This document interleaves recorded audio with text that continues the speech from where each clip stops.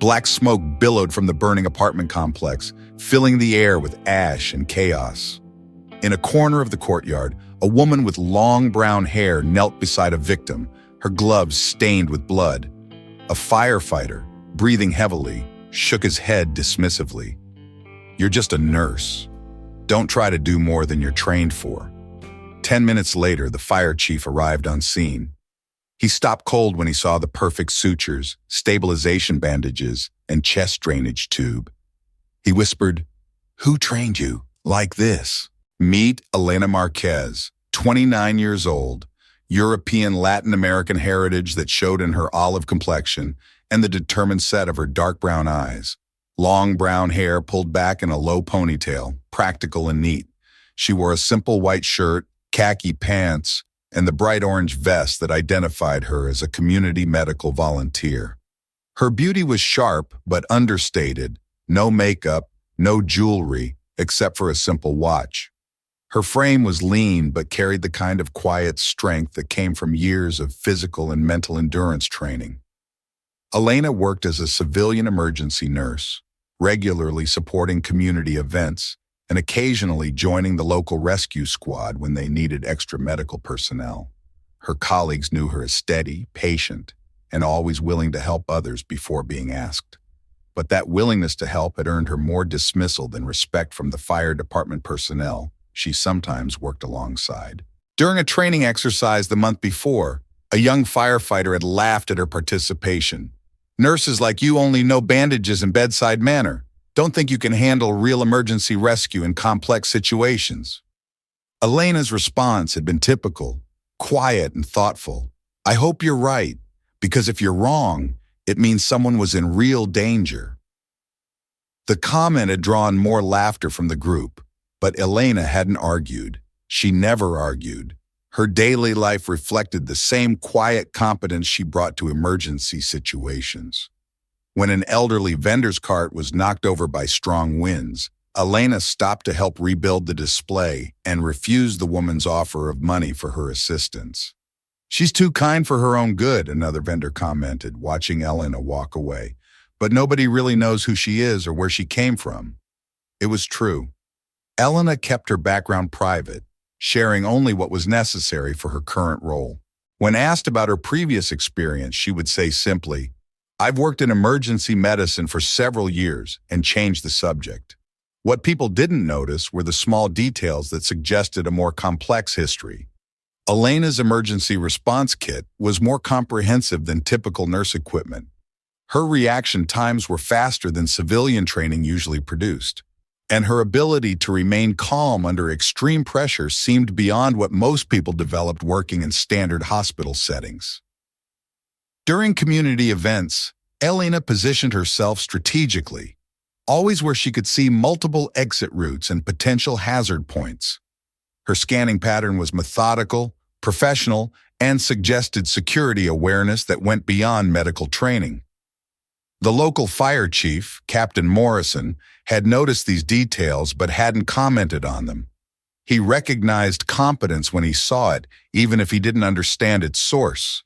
"That nurse," he had told his lieutenant after one joint exercise, "she moves like someone who's seen real action, not just emergency room action." Elena's apartment was as carefully organized as her professional kit. Medical supplies arranged with military precision, reference books that went beyond standard nursing curriculum, and a small collection of items that seemed personal but whose significance wasn't obvious to casual observers.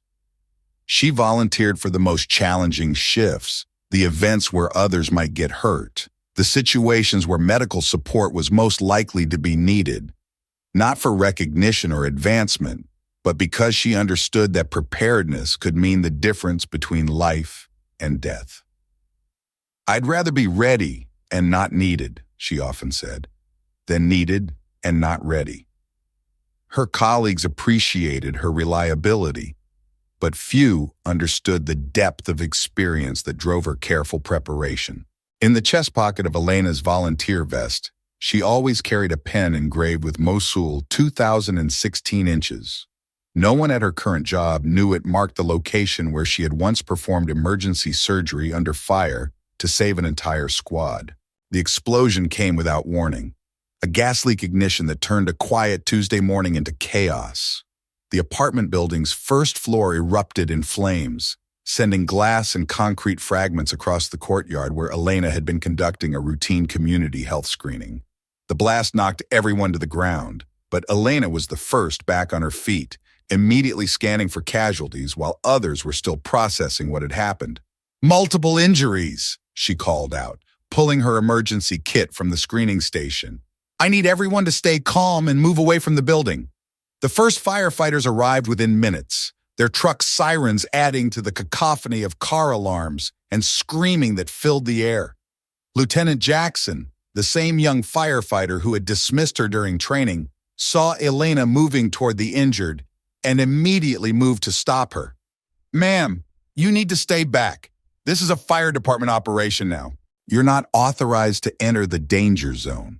Elena looked at him steadily. "There are people who need immediate medical attention. I can help."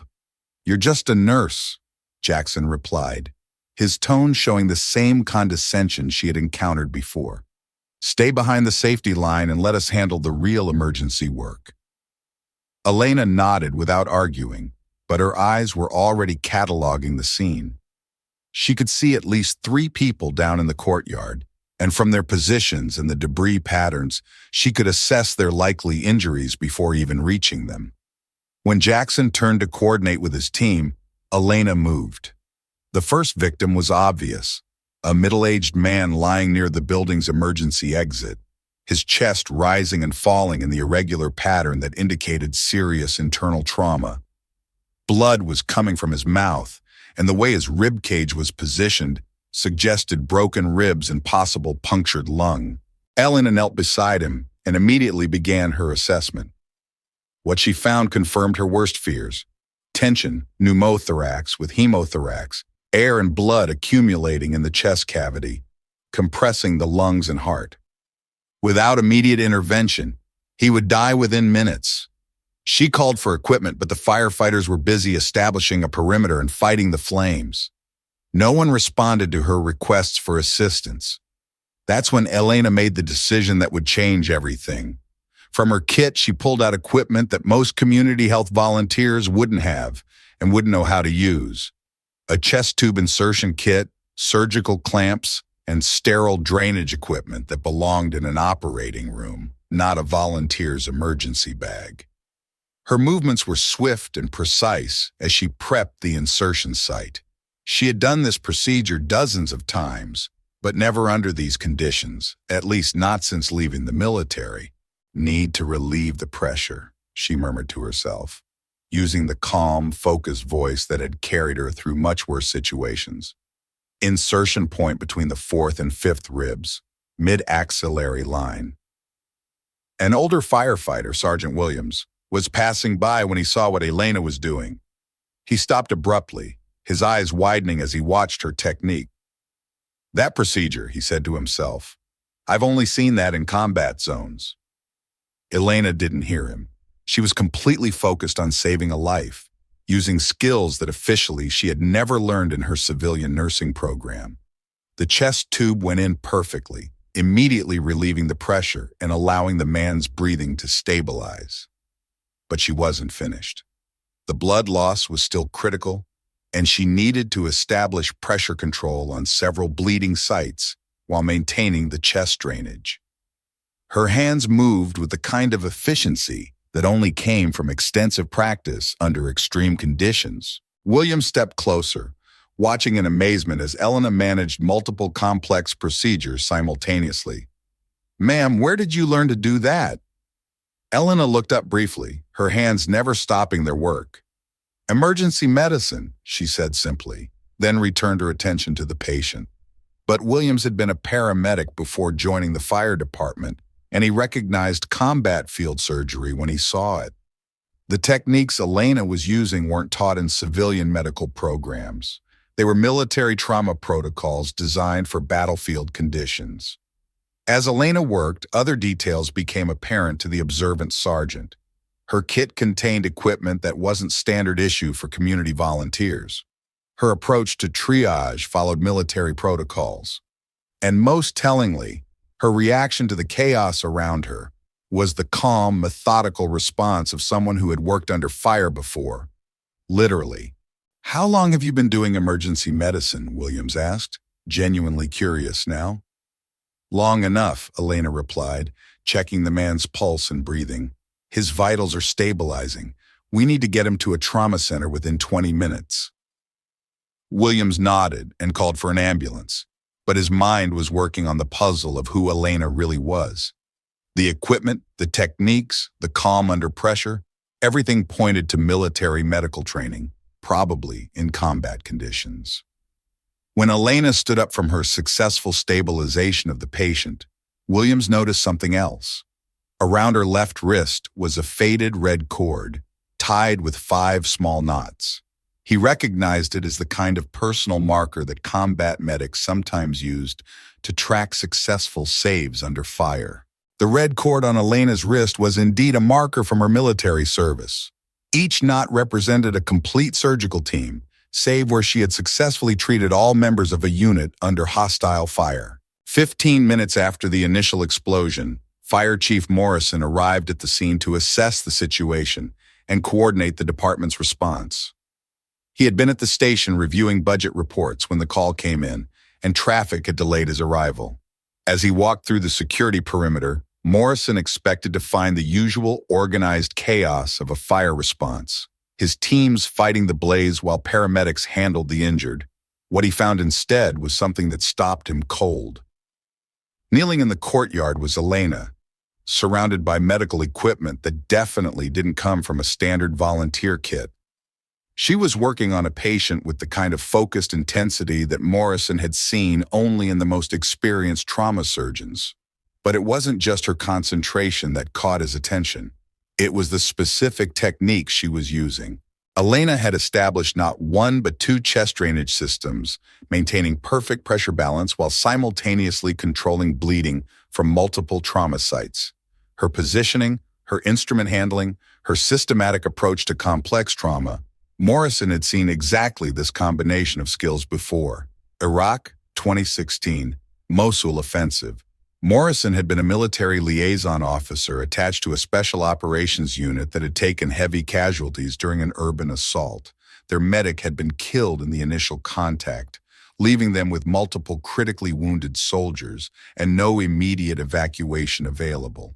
That's when a young woman had appeared, a combat medic from another unit who had heard the casualty reports and had literally fought her way through hostile territory to reach them.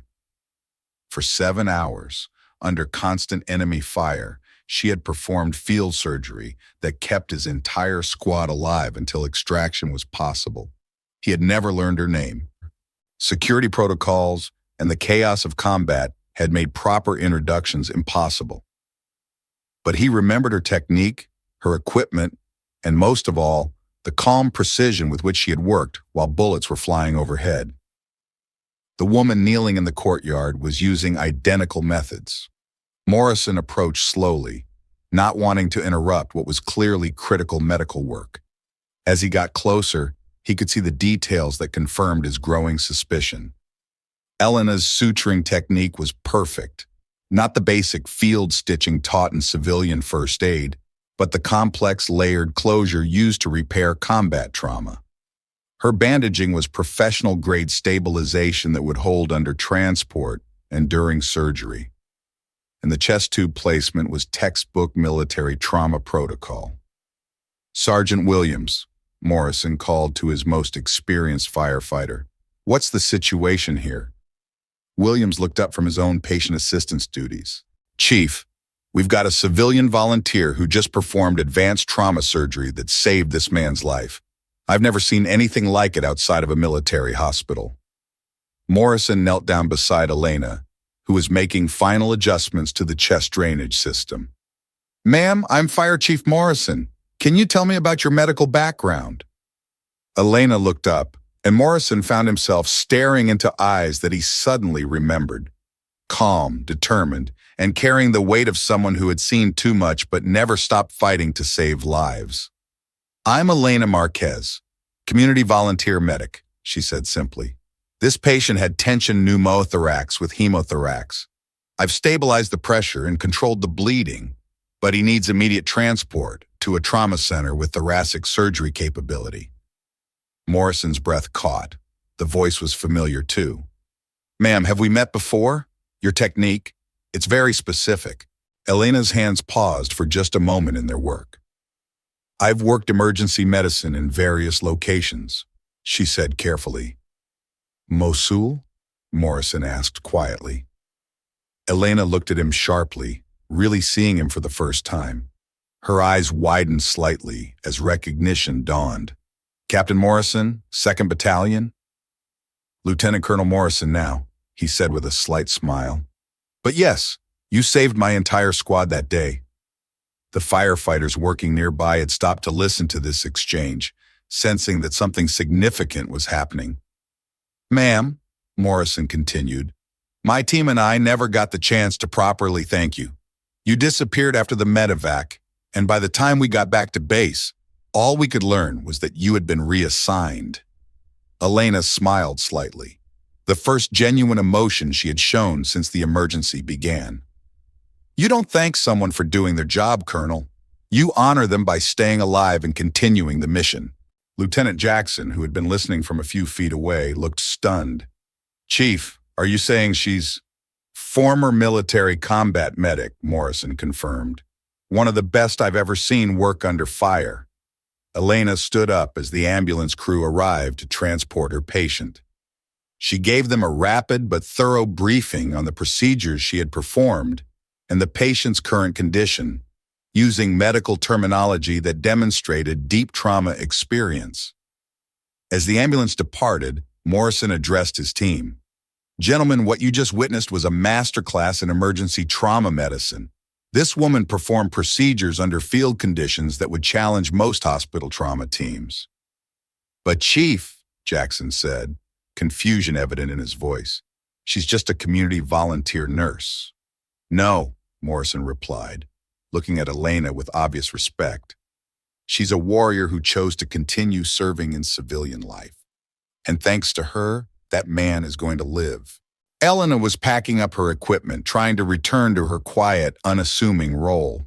But Morrison wasn't going to let the moment pass without recognition. Elena, he said, using her first name for the first time. Would you be willing to work with our department on training protocols? We could use someone with your experience to help train our people for complex medical emergencies. Elena considered the offer. I prefer to work behind the scenes, Colonel, but if it helps save lives, I'm willing to help. Sergeant Williams, who had been watching the entire exchange with growing understanding, stepped forward. Ma'am, I owe you an apology. We all do. We judged you based on your title instead of your capabilities. No apology necessary, Elena replied. Good first responders learn to question their assumptions. That's what makes them better at saving lives. As the scene began to wind down and the fire was brought under control, word spread through the department about what had happened. The community volunteer nurse, who had been dismissed as just another civilian helper, had turned out to be a decorated combat medic whose skills had just saved a life that would have been lost otherwise. CTA. Type, I owe a debt. If you've ever been saved by someone whose background you never knew, the official incident report listed Elena's contribution simply as on-scene medical assistance provided by civilian volunteer. She had insisted on the understated description, preferring to avoid attention that might come with more detailed documentation of her actions. But within the fire department, word spread quickly about what had really happened at the apartment complex. The story wasn't shared as gossip, but as a lesson in professional humility and the importance of recognizing expertise wherever it comes from. Captain Morrison made Elena's assistance a case study for his department's training program. This incident teaches us several critical lessons, he told his team during their next meeting. First, emergency responders come in many forms, and we need to be open to assistance from qualified personnel, regardless of their current job title. Elena began working with the fire department on a consulting basis, helping to develop medical response protocols and training firefighters in advanced first aid techniques. She approached the teaching role with the same quiet competence she brought to everything else. The goal isn't to make you into combat medics, she explained to a group of firefighters during one training session. It's to give you the confidence and basic skills to stabilize patients until advanced medical help arrives. Her training sessions were practical, hands-on, and focused on techniques that could be applied under the high-stress conditions that firefighters regularly faced. She taught them to assess trauma patients quickly and accurately, to prioritize interventions, and to work efficiently even when surrounded by chaos. In emergency medicine, she told them, the first few minutes determine whether someone lives or dies. Your job is to buy time for the trauma surgeons to work their magic. Lieutenant Jackson, who had initially dismissed Elena's capabilities, became one of her most dedicated students. "Ma'am, I need to ask you something," he said after one training session. "How do you stay so calm when everything around you is falling apart?" Elena considered the question carefully. "Training helps," she said. "But more than that, focusing on what you can control instead of what you can't. When someone's life is in your hands, panic becomes a luxury you can't afford." The transformation in department morale and capability was significant. Firefighters who had previously felt helpless in complex medical situations now had confidence in their ability to provide meaningful assistance. Response times improved because teams could begin effective treatment immediately instead of waiting for paramedics to arrive. Elena's influence extended beyond technical training. Her professional attitude and calm leadership style became a model for how to handle high-pressure situations. Younger firefighters learned to approach emergencies with systematic thinking rather than reactive rushing. She taught us that being a hero isn't about dramatic gestures, Sergeant Williams explained to new recruits. It's about being prepared, staying calm, and doing what needs to be done regardless of who gets the credit. 6 months after the apartment fire, the department's medical response statistics showed measurable improvement in patient outcomes. Lives were being saved that might have been lost under the previous protocols. Elena continued her community volunteer work, but now with the quiet respect of the emergency response community. She still wore the same simple volunteer vest, still carried the same comprehensive medical kit, and still approached each situation with the same methodical competence. But now, when she arrived at emergency scenes, experienced first responders looked for her assessment and followed her lead. The just a nurse, who had been dismissed 6 months earlier, was now recognized as the most qualified medical professional in the county. CTA, type "I will live decently" if you believe courage and skill should be used to save lives, regardless of recognition. Elena Marquez proved that job titles don't determine someone's value during an emergency. The skills that matter most often come from experiences that don't appear on official resumes. In every community, there are people carrying knowledge and capabilities that go far beyond their current roles. Veterans working civilian jobs, retired professionals staying involved in their communities, people who have faced extraordinary challenges and emerged with extraordinary skills. The most dangerous mistake we can make is assuming we know someone's capabilities based on their current position or appearance. Elena looked like a simple community volunteer, but she carried the medical expertise of a combat veteran who had saved lives under the worst possible conditions. 3 years after the apartment fire, Elena was promoted to emergency medical coordinator for the county, a position created specifically to utilize her unique combination of field experience and training ability. Under her leadership, response protocols improved dramatically, and survival rates for major trauma incidents increased by 30%. But Elena's greatest impact wasn't in the statistics. It was in changing how first responders thought about their roles and each other.